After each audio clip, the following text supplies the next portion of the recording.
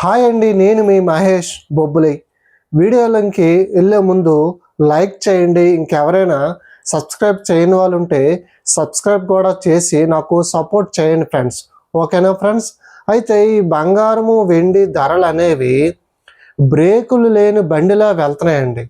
జనాలందరూ కూడా ఓర బాబు ఎంతవరకు పెరుగుతుందిరా బాబు బంగారం ధర, ఈ వెండి ఏంటి ఇలా ఇలా పెరిగితే ఎలా మనం కొనగలము అని ప్రతి మనిషి కూడా ఈ బంగారం వెండి ధరల గురించి ఆలోచిస్తున్నారండి.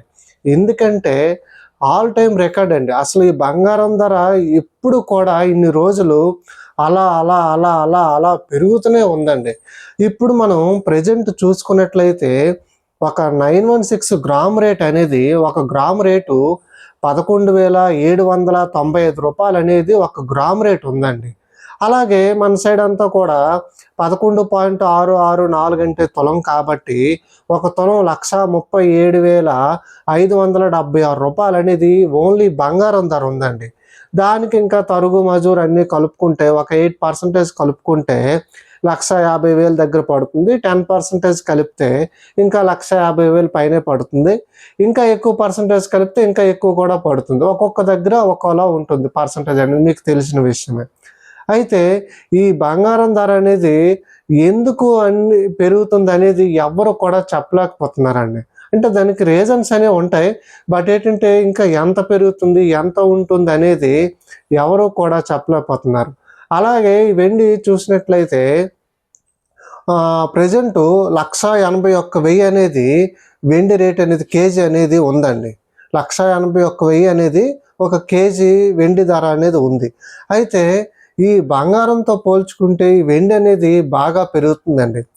ఓన్లీ 4-5 డేస్లో కేజీ 1,60,000 1,65,000 ఉన్న కేజీ వెండి ధర ఈ 1 వీక్లోనే 1,81,000 అనేది పెరిగిందండి.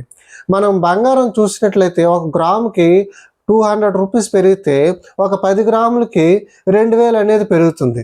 కానీ ఈ వెండి అదే 10 గ్రాములు కొన్న వ్యక్తి కేజీ వెండి కొన్నట్లయితే ఈ 1 వీక్లోనే ఒక కేజీకి 20,000 25,000 అనేది పెరిగిందండి. చూసారా? ఈ బంగారంతో పోల్చుకుంటే వెండి కూడా ఇంకా స్పీడ్గా పరిగెడుతుందండి. అయితే ఇది ఎప్పుడు తగ్గుతుందనే విషయం మాత్రం ఎవరు కూడా చెప్పలేకపోతున్నారు.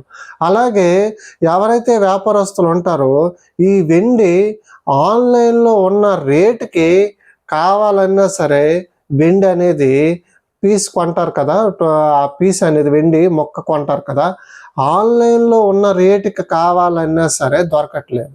అయితే వెండి ఉంది, కాకపోతే ఆ డిమాండ్ని బట్టి ఆటోమేటిక్గా వెండి రేట్ అనేది పెరుగుతుంది.